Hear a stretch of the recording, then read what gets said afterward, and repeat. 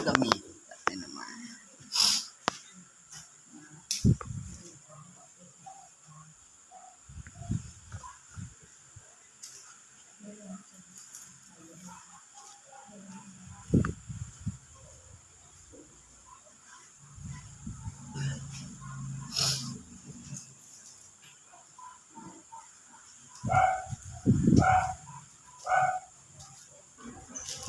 Hello. Good evening po. Sa pangalan po ng dakilang Panginoong Kristo, ang mapagpalang gabi po sa bawat isa. And po, dito tayo pinagsama-sama sa po na ito para ating pong gawin ang ayon sa kalooban ng Diyos. Bagay papasalamat para sa buwan ng Pebrero. Meron tayo dito mga aralin. Ang isa po sa bibigyan ko ng buhay kung ayon sa pangalawang Tesalonica Kapitulo 2, versikulo 13 hanggang 17. Sabi dito, ngunit kami ay nararapat magpasalamat sa Diyos dahil sa inyo, mga kapatid na minamahal ng Panginoon. At kahirang sa inyo ng Diyos buhat ng pasimula, niligtas sa pagpapabanal ng Espiritu at pananampalataya sa katotohanan. Mapapansin po natin, ito po ay sinabi ni Apostol Pablo dahil po, kumbaga sa kanilang pagpapagal, unang sakripisyo na ginawa sa pananaral ng salita ng Diyos, nagkaroon po ng magandang resulta. Kumbaga, nahahayag sa buhay ng mga tao ang tunay na diwa o kahulugan ng Ebanghilyong kanilang tinatanggap. Sa makatuwid, si Apostol Pablo hindi nga inisip na para bagang ang panangaral kasi ng Ebanghilyo, parang pribilehiyo yan. Kung saan nangaral ng salita ng Diyos, hindi sigurado kung tatanggapin ba o hindi ng tao, kung magkakaroon ba ng bunga. Meron bang magsisisi, meron bang magbabalik loob sa Diyos at magpapasakop sa Kanya, o meron bang susunod sa kalooban ng Diyos. Dahil nga, sa pagsunod sa kalooban ng Diyos, kumbaga, naging kaagapay ang Diyos sa pamamagitan ng Espiritu Santo para yung salita ng Diyos na inihahasik o itinatanim, tinatanggap ng tao. At ngayon, merong mga nagbalik loob at nagsisi. Kaya, ilaking pasasalamat po yan ng naghahasik. Kumbaga, sa pagtatanim, bagamat hindi ka sigurado kung tutubo yun o hindi, ang importante po doon, nagkaroon ng tinatawag na kahit kukunti lang yung nagkaroon ng bunga, ang mahalaga po yung meron. Kahit isa man yan. Bakit po? Kasi sa isang taong nagsisi at nagbalik loob sa Diyos, kahit ang mga anghel sa kalangitan na nagkakatuwaan, hindi nangangahulugan na marami. Kasi marami po ang tinawag, subalit kakaunti ang mga pinili. At marami rin ang nangangaral ng salita ng Diyos, pero pagkaminsan po, hindi rin tumatalab yung salita ng Diyos sa mga tagapakinig. Kaya kung sakali man, mayroong nagsisi at nagbago at nagbalik loob sa Diyos, nagtamo ng kaligtasan, isa po yan na honor na ipagpapasalamat ng isang taong sinugo para ipangaral ang salita ng Diyos. Kaya Kaya po yung pagkatalaga, yung pagkahirang sa atin. Sa kabila ng isang maruming kalagayan, tayo'y nagsisi, nabalik loob sa Diyos. Naging isa tayong kasangkapang pinakikinabangan. Na dati noon, galing tayo sa isang makasalanan kalagayan, pero po dahil sa pagtalima at pagsunod sa kalooban ng Diyos, meron tayong mga pasanin na walang iba. Ang iba'y tumulong sa may mga karamdaman, ang iba'y mangaral ng salita ng Diyos, ang iba'y sa pamamahala. Lahat ng yan, iisa lang ng Diyos ang gumagawa sa lahat at para sa lahat. Sa kalagayang ito, tinawag niya kayo sa pamamagitan ng aming ebanghelyo. Totoo po.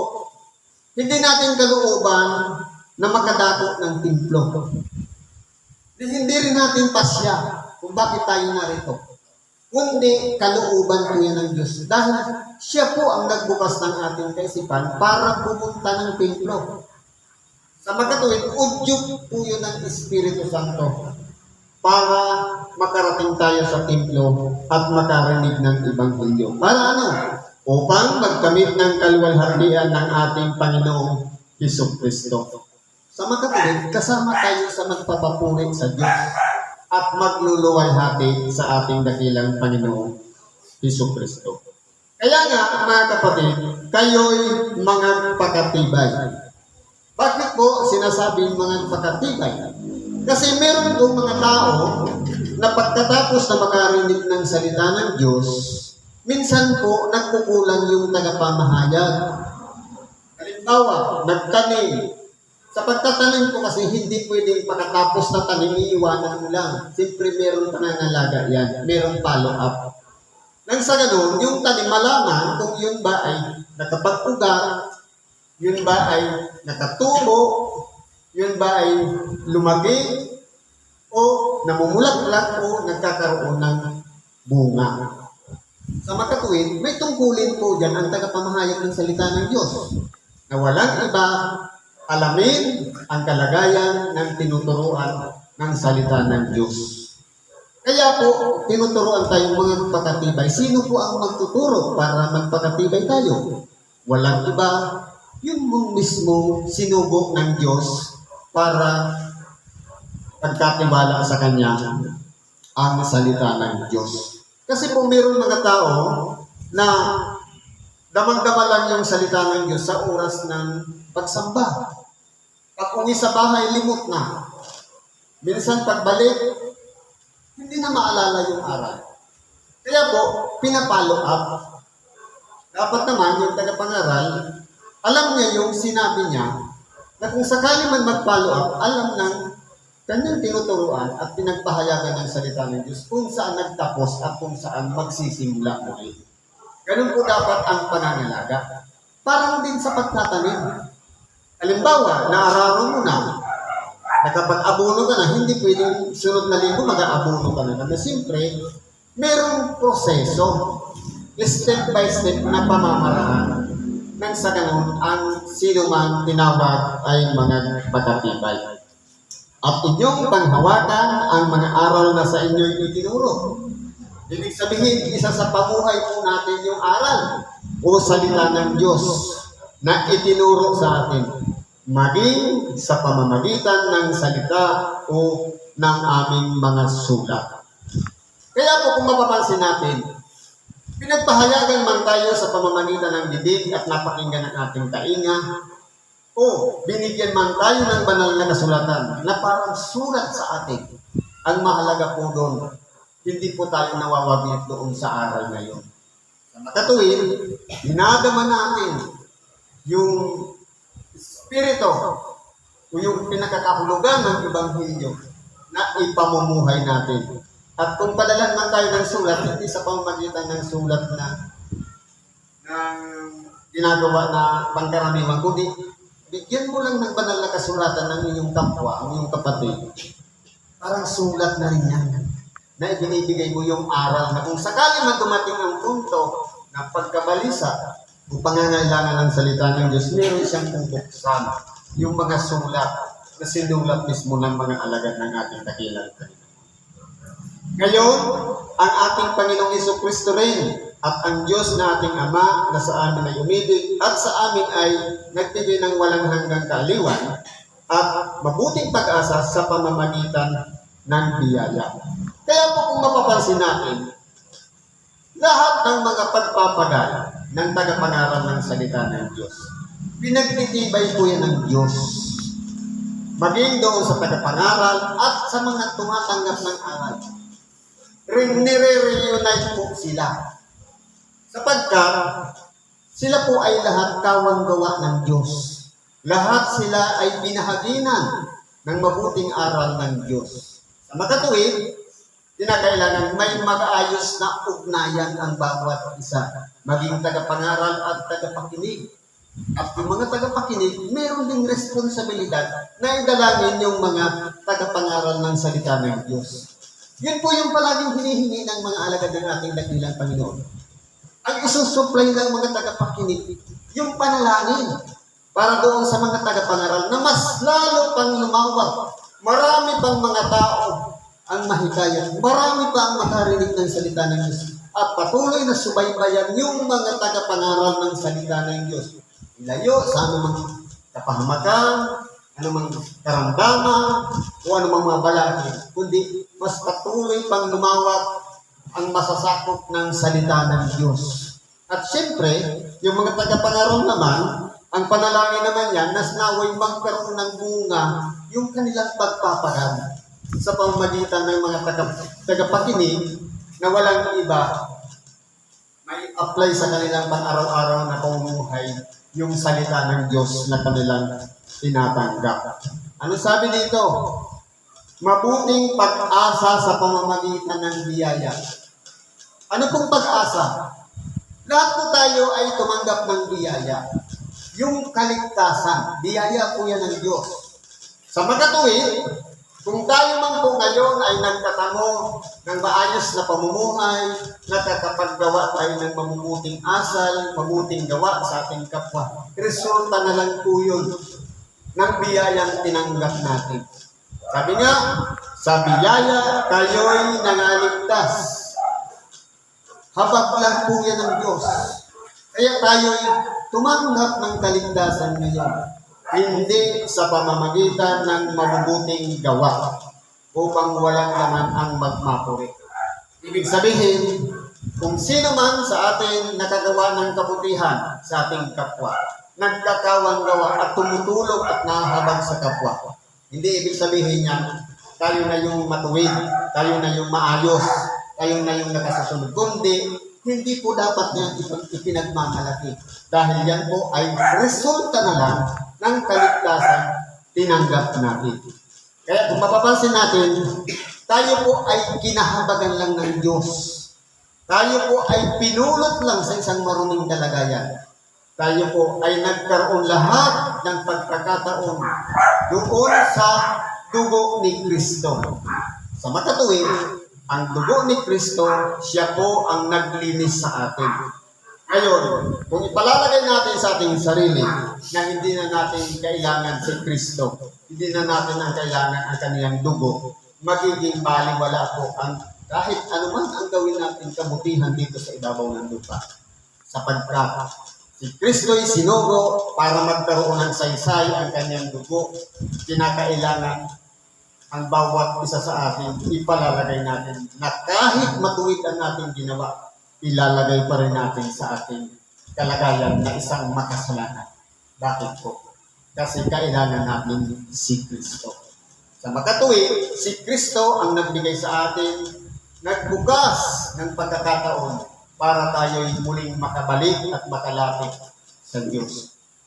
Ibig sabihin, kung wala si Kristo, walang saysay ang pagpakabuti natin. Walang saysay ang anumang pagpapagal natin. Kaya kailangan natin si Kristo. Sampalatayanan natin yung kanyang ginawa. Yung pagdipa sa cross, pag-alay ng kanyang buhay, pagbuhos ng kanyang dugo. Ito po ang maglilinis ng ating buong pagkatao. At nagbubukas ng panibagong buhay sa makatuwid bagay. Ang buhay na kasama si Kristo bilang isang lingkod at tagasunod niya o isang Kristiyano na handang magpasakop ayon sa kalooban ni Kristo. Kaya nga sabi ni Apostol Pablo, alingin nawa ang inyong puso at patibayin kayo sa bawat mabuting gawa at salita. Ibig sabihin, ano man po ang mga nagawa natin kabutihan, dapat po may kasamang kaaliwan yan. Ipinagkakatuwa natin ang ginawa nating kabutihan sa ating kapwa. Huwag na nating bilangin, huwag na nating kwentahin, sapagkat mas maganda yung ginawa nga natin ng lihim, tanging Diyos lamang ang nakakakita. Siya na po ang gaganti. Sabi nga, siya ang magbibigay ganti sa pagbabalik niyang muli sa pagkabuhay na maguli sa mga ganap. Kaya po, palagi natin ilalagay ang ating sarili na lahat ng pinagpabura natin, lahat ng sakripisyong ginawa natin, alang-alang sa ating kapwa, lahat po yan may ganti. Diyos po ang nakakaalam niya. Lamang ang hinihingi lang na sinasabi palagi ng ating dakilang Panginoon. Gawin natin siyang lihim. Sa makatuwid, meron tayong ginawang kabutihan, huwag na natin ipagsasabi kahit kanino.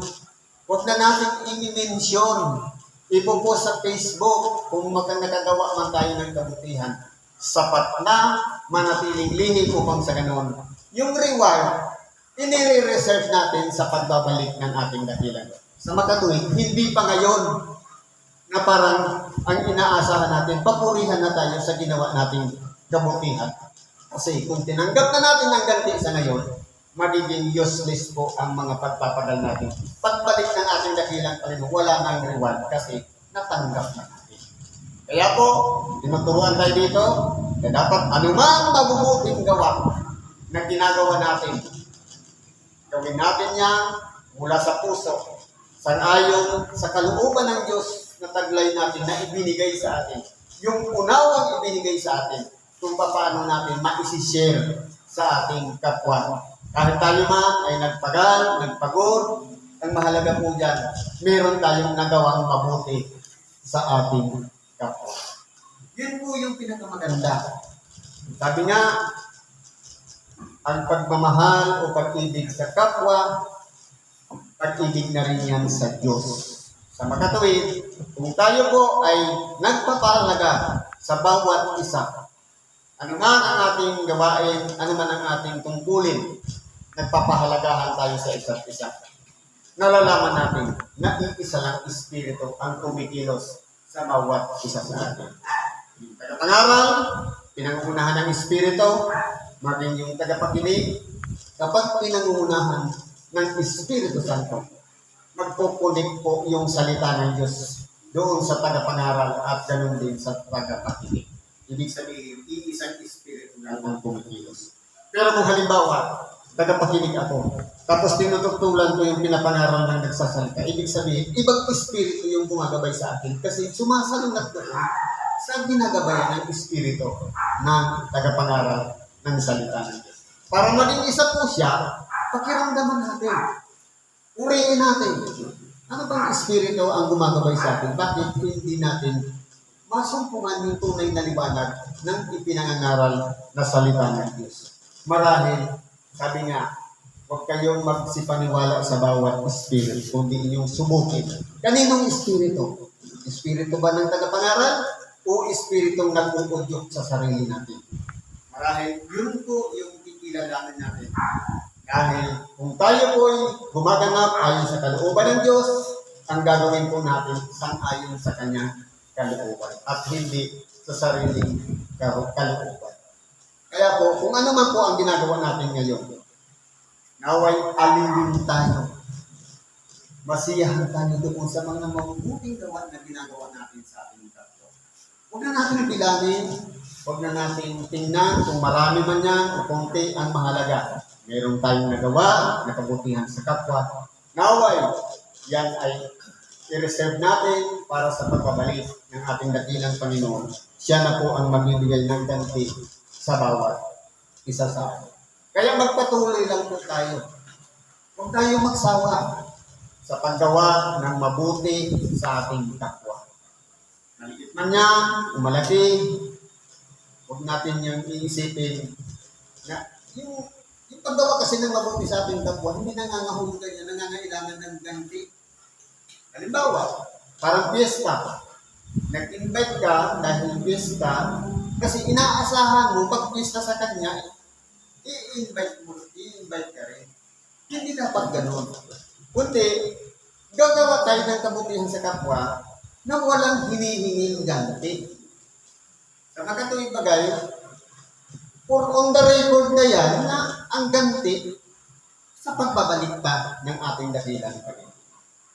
Yun po yung importante doon. Kaya bilang mga tagapangaral at bilang mga tagapakinig ng salita ng Diyos, isa lang po ang pinakalalunin natin dito.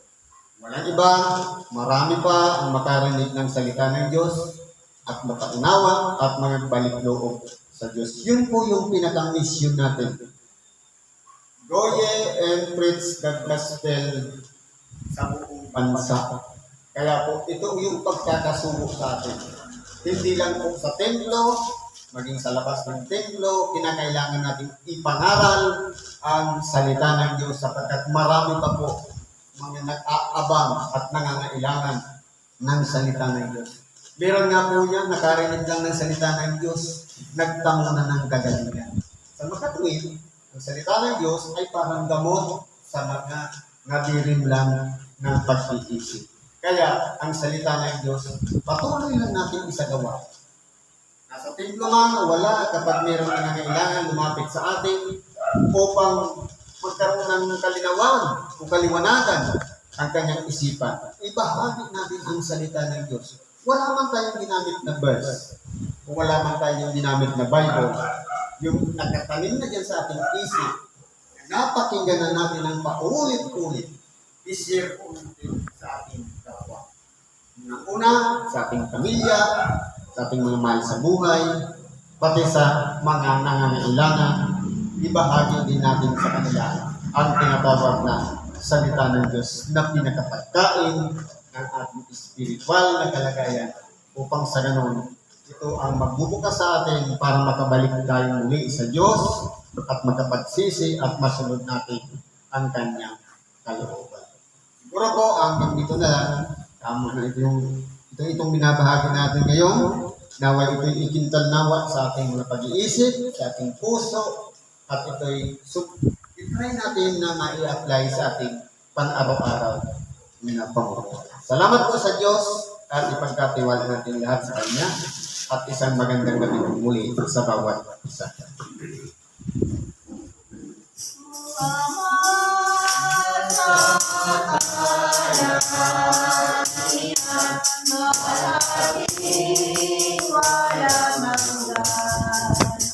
Kami sa